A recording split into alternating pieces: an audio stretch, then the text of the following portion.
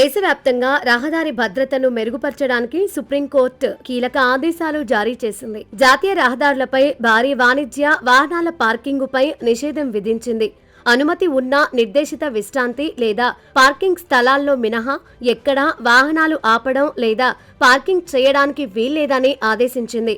పరిపాలనా లోపాలు లేదా మౌలిక సదుపాయాల లేమి కారణంగా ఎక్స్ప్రెస్ వేలు ప్రమాదాల కారిడార్లుగా మారకూడదని హెచ్చరించింది. 2025 నవంబర్లో తెలంగాణ, రాజస్థాన్లలో జరిగిన రోడ్డు ప్రమాదాల్లో 34 మంది మరణించిన కేసును సుమోటోగా తీసుకున్న న్యాయస్థానం విచారణ జరిపింది. రహదారులపై అక్రమ పార్కింగ్లు, బ్లాక్ స్పాట్ల వద్ద జరుగుతున్న ప్రమాదాలపై ఆందోళన వ్యక్తం చేసింది.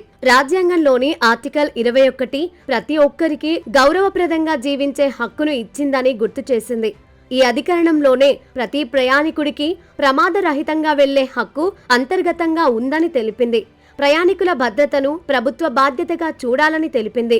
ఈ క్రమంలోనే రహదారి భద్రతపై పలు మార్గదర్శకాలను సుప్రీంకోర్టు ధర్మాసనం జారీ చేసింది. హైవేలపై భారీ వాహనాలు పార్కింగ్ చేయకుండా అధునాతన ట్రాఫిక్ నిర్వహణ వ్యవస్థలు, జీపీఎస్ ఆధారిత ఛాయాచిత్ర ఆధారాలు, ఈ చలాన్ విధానాల ద్వారా కట్టడి చేయాలని సూచించింది.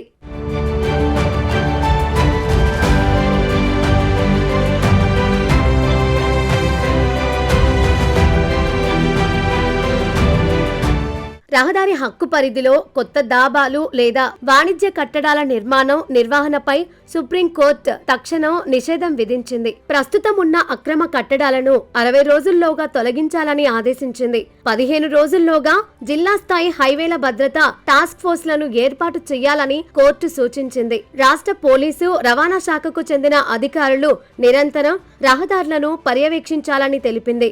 వీరు వెళ్లే వాహనాలకు ట్రాకింగ్ పరికరాలను అమర్చాలని ఆదేశించింది.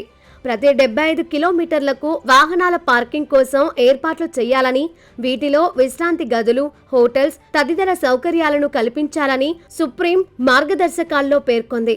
ప్రమాదాలు జరిగే బ్లాక్ స్పాట్లను గుర్తించాలని, అక్కడ రక్షణ చర్యలు, హెచ్చరిక బోర్డులను ఉంచాలని తెలిపింది. 2 నెలల అనంతరం అధికార యంత్రాంగం తీసుకున్న చర్యలపై అత్యున్నత న్యాయస్థానం సమీక్ష నిర్వహించనుంది.